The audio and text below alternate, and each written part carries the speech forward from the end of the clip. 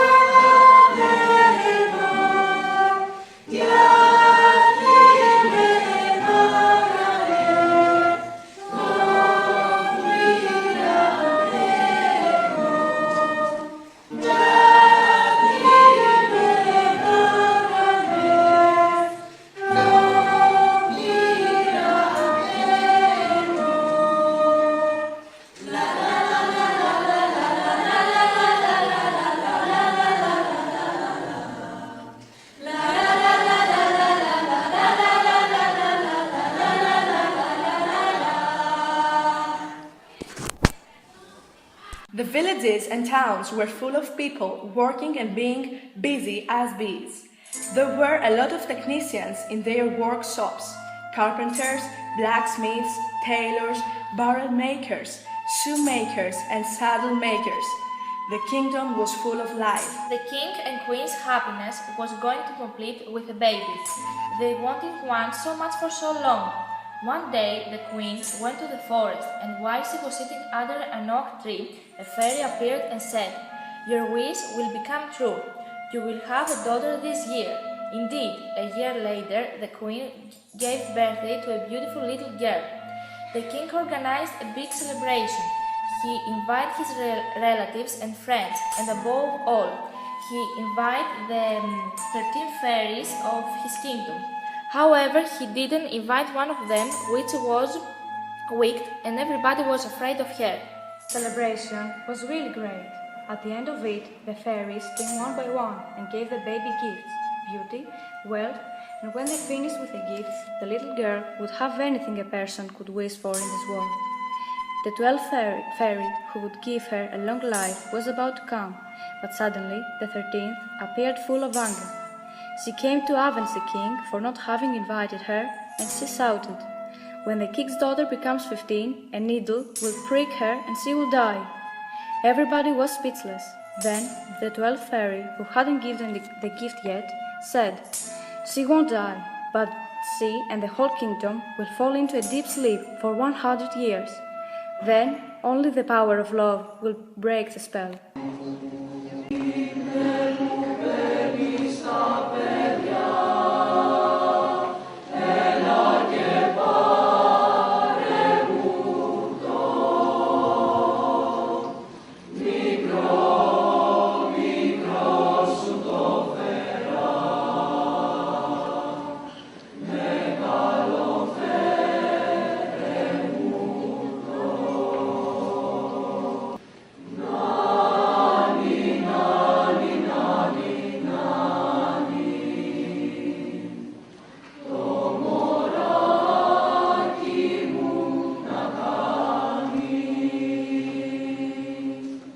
The king and the queen ordered that all the needles in the kingdom be destroyed so that they could protect their daughter.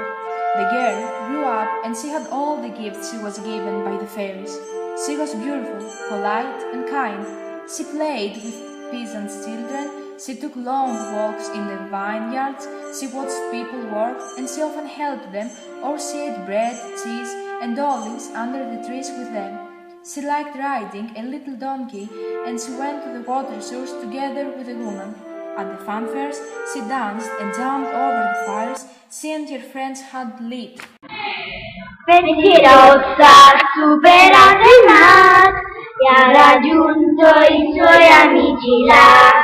Il suo viaggio la continuerà, con gli amici in montagna arriverà e a giocare felice lui potrà. Pensieroso adesso dove andrai? Volerò dentro verso la pianura.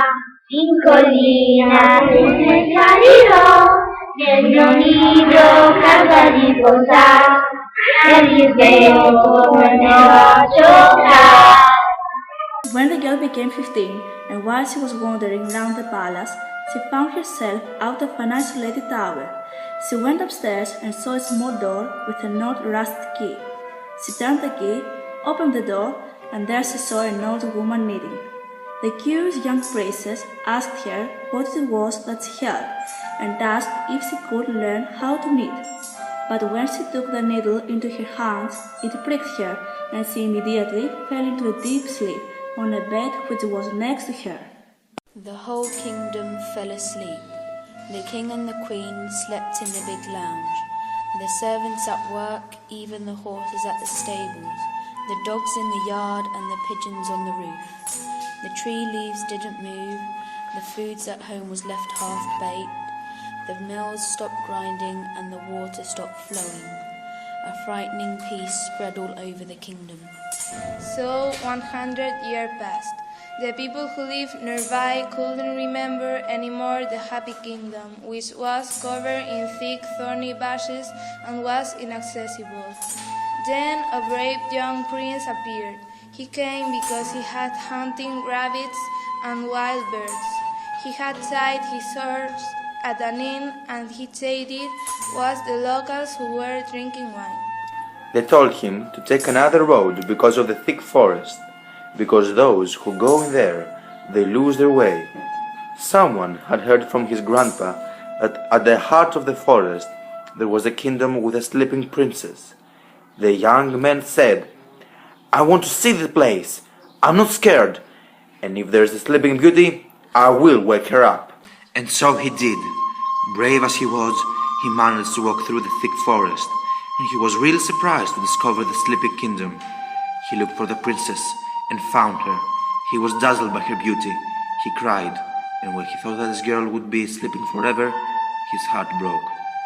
He bent and gave her a kiss. Then the girl woke up and the spell broke. Slowly, everybody, one by one, woke up and looked at each other puzzled.